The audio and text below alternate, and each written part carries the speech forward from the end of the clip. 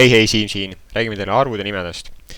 Ja selle video lõpuks oleme ära nimetanud sellise arvu, oleme ära andnud talle nime.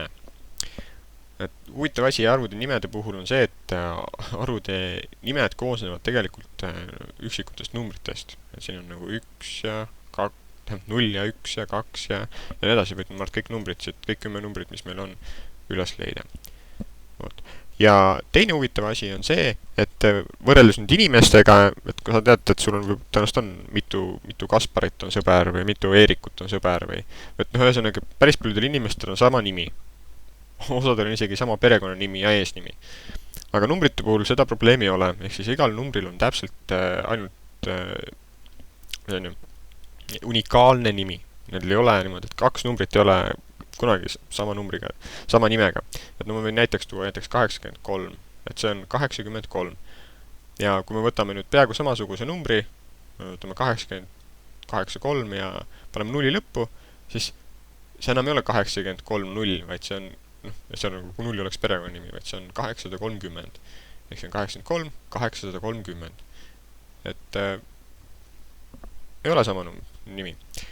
Aga võtame kohe, alustame selle suurema numbriga ja alustame sellest osast, mida me juba teame. Et sa mäletad, et me neid klaaskuuliksi kogusime ja siis me jõudsime mingite 10 000, pidime võtma 10 000 purke.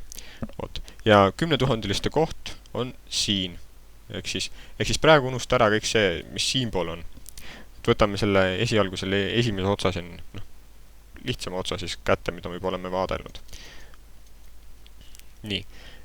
Ja alustame see kõige lihtsamast, kõige lähemal. Ehk siis võtame selle esimese arvu siin. See 0.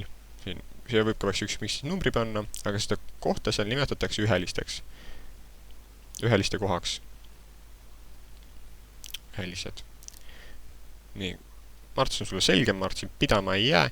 Võtame järgmise. Seda kohta siin, seda numbrit, mille järel on üks number, üks teine number, seda nimetatakse kümneliste kohaks. Kümnelised. Nii.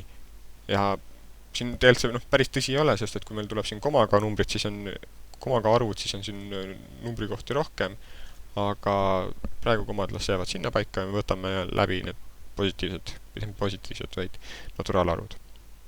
Nii, järgmine on siis sajalised. Ja kindlasti pane tähele, et sellel sajalistel on eelnevalt on veel kaks numbrit, et siis on alles 100, et siin 830 oli ka, et mul on siin 1 ja 2 numbrit on veel tagapoolsest 8, ehk siis, et siin ei ole, 83 ei ole, ainult üks number on, ehk siis seda peaks ütlema, et see on siis kümneliste koht ja see on siis 83. See kend on selline lihtsustav või selline slängi, ma ei tea, osadele õpetajatele see ei meeldi, et sa võid viisakalt öelda lõpuks välja 80. Aga võtame siis järgmise koha. 5.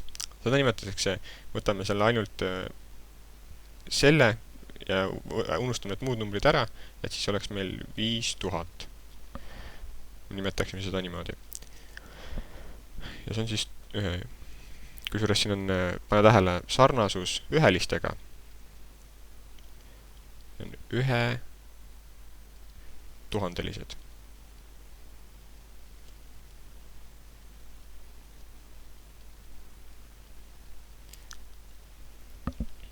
Nii. Ehk siis siin on sarnasus ühe, siin on ka ühe, siin on ühelised, ühe ja ühe tuhandelised. Nii, võtame siis selle järgmise arvu, selle 6 siit, paneme alla, et kohe pane tähele ka seda, et sellel on jälle sarnasus.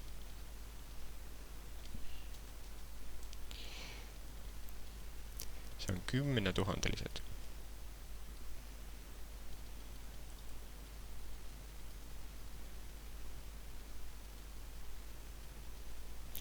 See on ka tuhandelised ja tuhandelised, neil on ka omavahel mingi sarnasus. Et need sarnasused tegelikult aitavad sul pärast neid asju meeles pidada. Et kindlasti võtan nendest kinni ja üritan nagu läbi nende meelde jätta, üritan seda värvi siin jätkata. Et nüüd me oleme võtnud läbi selle, mida me juba teadsime, mida me klaaskuulikestest õppisime, et meil olid alguses niisama klaaskuulist, siis oli 10-liste purk, siis oli 100-liste purk, siis oli 1000-liste purk, siis 1000-liste purk, see on sama, ja siis oli 10 000-liste purk, mis siis oli see viimane harjutus. Vot. Ja mis nüüd edasi saab? Et mis see arv saab olla? Kas oskad seda? See peaks juba mingi päris hea aimdus olema, et siin oleks ühelised, kümnelised, sajalised, ühelised, kümnelised, äkki on seal sajalised. Et tegelikult see nii lihtne ongi. Seal ongi sajalised. Ja seal on siis mitte ainult sajalised, vaid 100 000-lised. 100 000-lised.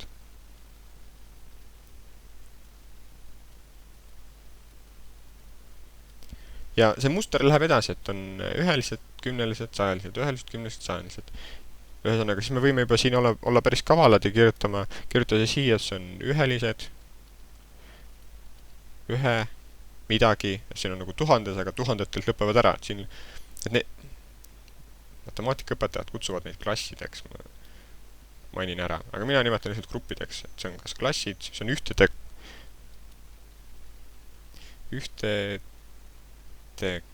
klass või grupp. See on siis selleks, et põhimõtteliselt on tehtud, et lihtsustamaks seda asja. Ja samamoodi see alumine klass või grupp on tuhandete.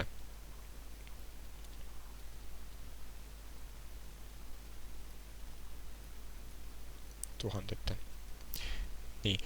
Ja ma nüüd lähen siia edasi, et meil olid siin ühelised, kümnelised, sajalised, ühelised, kümnelised, sajalised muster. Siin on ühelised, see on kümnelised, kümne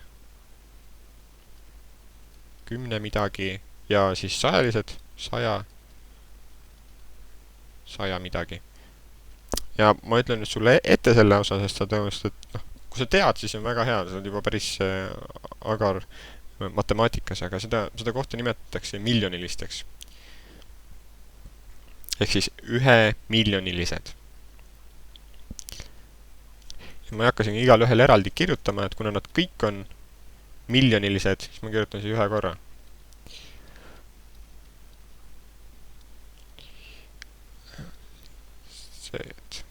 Nii. Ehk siis 1 miljonilised, 10 miljonilised ja 100 miljonilised. Ehk siis, kui me nüüd siiamaani üritame selle arvu ära öelda, siis see arv hakkab sellega, et ma nimetan ära selle kõige vasakpoolse numbri. Et kust poolt me lugema hakkame ka, et on siis, see on 9, 100, ehk see on miljonilised, aga seda miljonit me ütleme alles lõpus välja, ütleme siin lõpus ütleme miljoni välja. See on 9, 100, 7, 10, 2,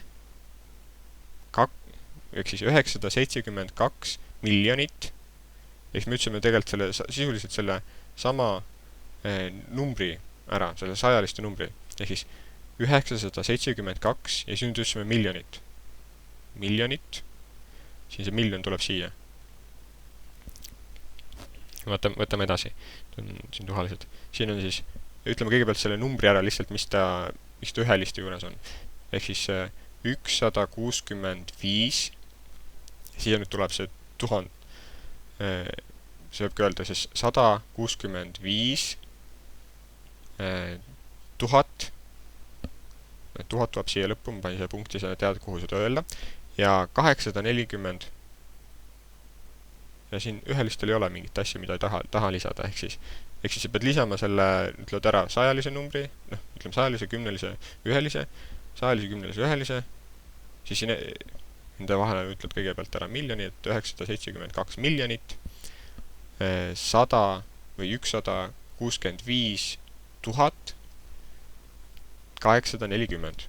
Ja olemegi ära öelnud juba miljonilise arvu. Vaatame, kas me jõuame veel järgmise arvuga ära öelda, et kas see on kerge või lihtne või mis ta on. Et nagu sa juba tead mustrist, on nagu ühelised, kümnelised, sajalised, ühelised, kümnelised, sajalised, ühelised, kümnelised, sajalised, siin on ühelised, ühe, siis on kümnelised, 10 ja siis on sajalised, 100. Ja seda gruppi või klassi nimetatakse miljardite klassiks. ehk siis me lisame siia, ma mõtlen mingi muu värvi, lisame siia miljardi. Ehk siis miljardite.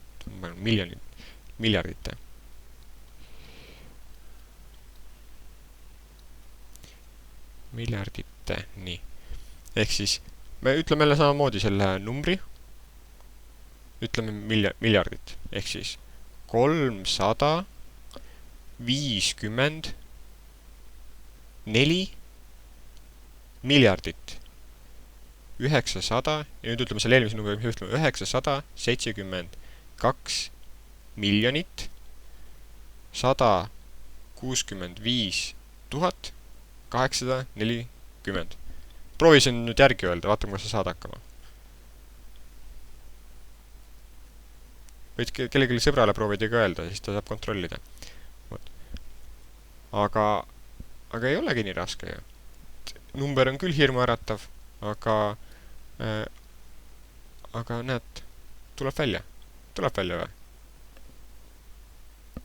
Ma loodan, et sa seda, sest printsiibist said aru. Me võime tegelikult siin neid numbreid veel edasi kirjutada, neid klasse on veel. Aga ma arvan, praegu miljarditest piisab, et siin miljardid on sellised numbrid, mida meil kasutatakse kas majanduses või siis inimesi on meil 7 miljardit, et seda sa tead, ja 7 on siis üheliste koha peal.